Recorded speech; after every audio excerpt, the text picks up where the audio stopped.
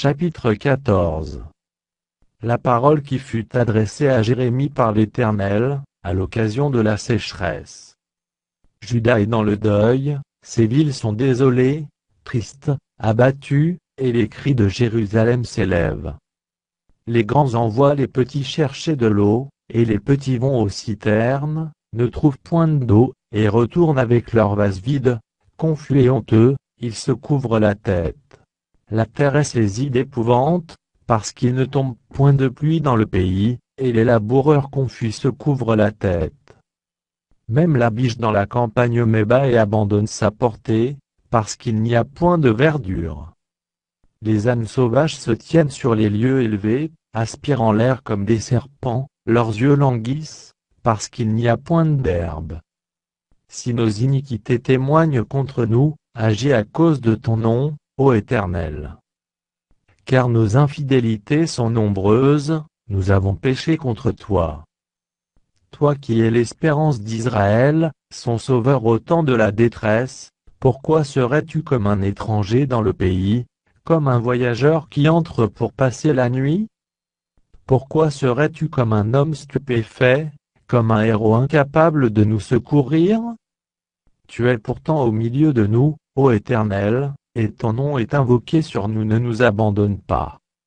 Voici ce que l'Éternel dit de ce peuple, ils aiment à courir çà et là, ils ne savent retenir leurs pieds, l'Éternel n'a point d'attachement pour eux, il se souvient maintenant de leurs crimes, et il châtie leurs péchés.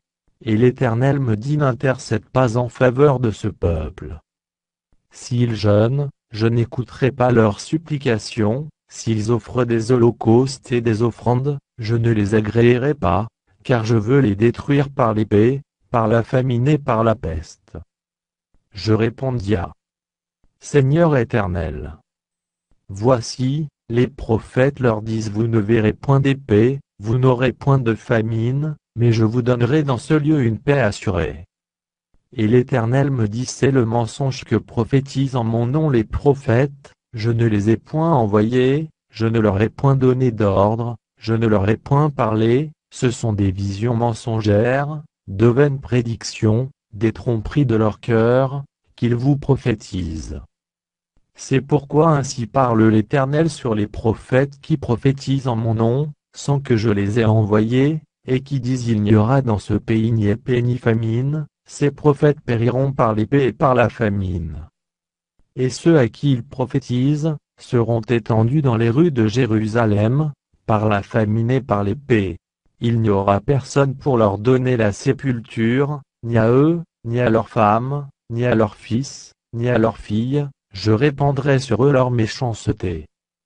Dis-leur cette parole, les larmes coulent de mes yeux nuit et jour, et elles ne s'arrêtent pas, car la Vierge, fille de mon peuple, a été frappée d'un grand coup, d'une plaie très douloureuse. Si je vais dans les champs, voici des hommes que le glaive a percés, si j'entre dans la ville, voici des êtres que consume la faim, le prophète même et le sacrificateur parcourent le pays, sans savoir où ils vont. As-tu donc rejeté Juda, et ton âme a-t-elle pris Sion en horreur? Pourquoi nous frappes-tu sans qu'il y ait pour nous de guérison? Nous espérions la paix, et il n'arrive rien d'heureux, un temps de guérison, et voici la terreur. Éternel, nous reconnaissons notre méchanceté, l'iniquité de nos pères, car nous avons péché contre toi. À cause de ton nom, ne méprise pas, ne déshonore pas le trône de ta gloire. N'oublie pas, ne romps pas ton alliance avec nous. Parmi les idoles des nations, en est-il qui fasse pleuvoir? Où est-ce le ciel qui donne la pluie? N'est-ce pas toi, Éternel, notre Dieu?